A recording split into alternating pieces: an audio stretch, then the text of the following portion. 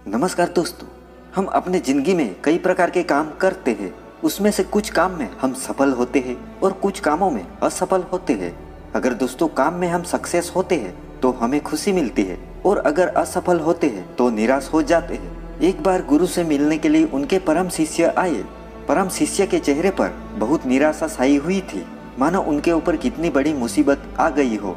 गुरु के सामने आते ही उसने बहुत दुखी और निराशा भाव से उसने बताया, गुरुजी, मेरे जिंदगी में पता नहीं क्या चल रहा है। मैं कोई भी काम करता हूँ उसमें असफल हो जाता हूँ।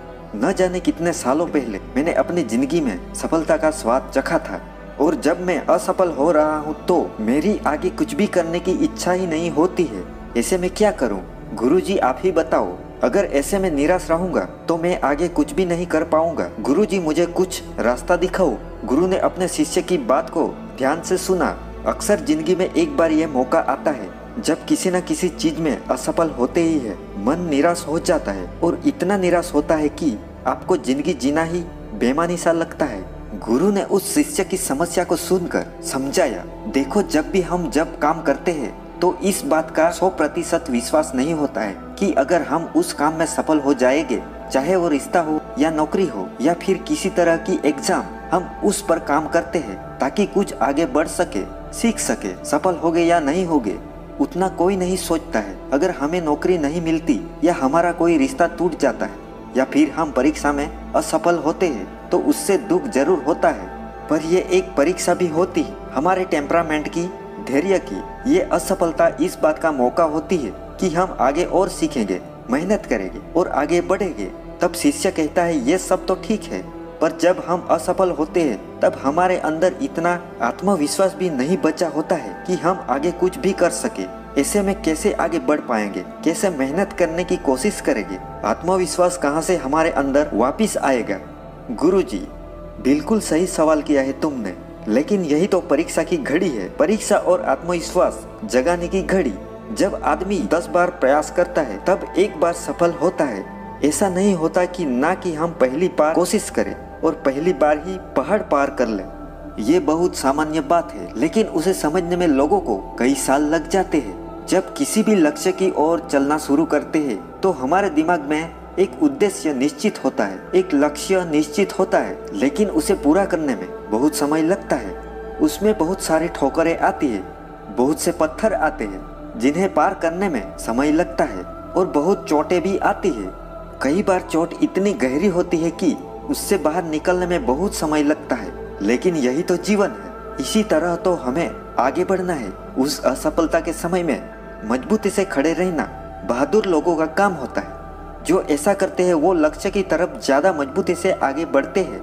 तुमने देखा होगा कि जिन लोगों को चोटें नहीं मिलती वो मजबूती से नहीं खड़े हो पाते हैं और लक्ष्य की तरफ उतनी मजबूती से आगे नहीं बढ़ पाते हैं। अगर कुछ उन्हें मिलता भी है तो वो लोग उसे पचा नहीं पाते। फिर भी अगर आप में आत्मविश्वास नहीं आ रहा है तो तुझे ऐसा लगता है तुम जो करना चाहते हो वो सब गलत है और अपने लक्ष्य में 2-3 बार असफल हो चुके हो।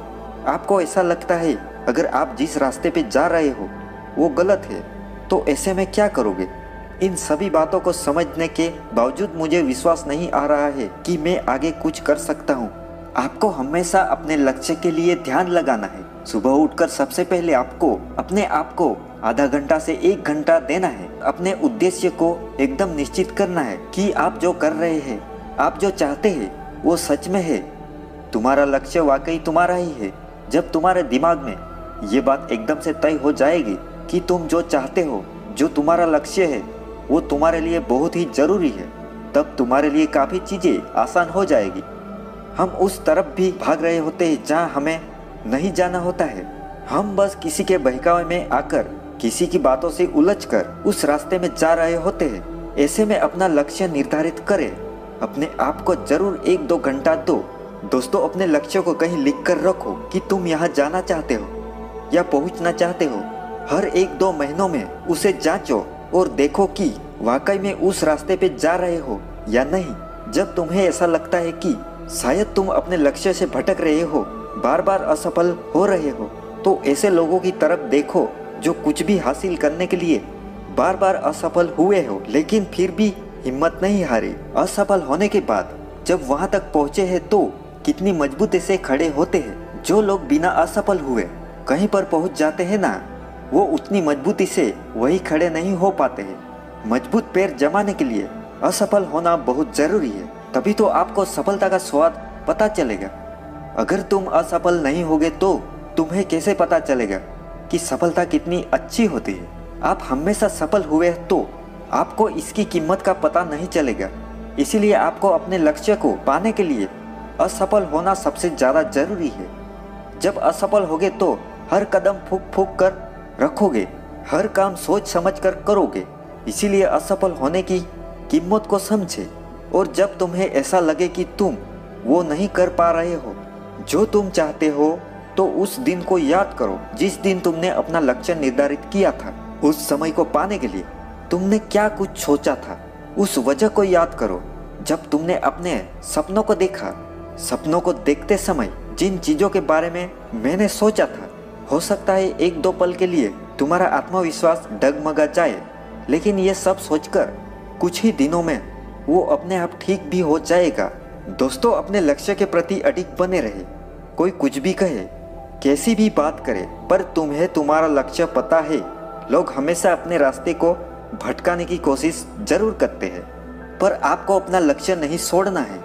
इस तरह शिष्य गुरु की यही बातों को काफी कुछ समझ गया था। हमें भी अपने लक्ष्य को बहुत ध्यान से तय करना है और उसे पाने के लिए जी जान लगा देनी है। असफलता कितनी भी आए, पर उसे अपने मन की मजबूती से हराना है। याद रखना, जितनी भी कड़वी असफलता होगी उतनी ही मीठी सफलता लगेगी। कई बार असफलता होके भी हमारे आगे लक्ष्य को पाने के रास्ते और भी खुल जाते हैं। इसीलिए हमें हार नहीं माननी चाहिए और प्रयास करते रहना चाहिए। जो हारकर भी जीत जाता है उसे ही बाजीगर कहते हैं। तो दोस्तों, आप लोगों को जरा सा भी अपने आप पर विश्वास आया होगा कुछ लक्ष्य को हासिल करने का। तो दोस्तों, वीडियो सुनकर अच्छा लगा हो तो लाइक कमेंट जरूर करना। जय हिंद, जय भारत।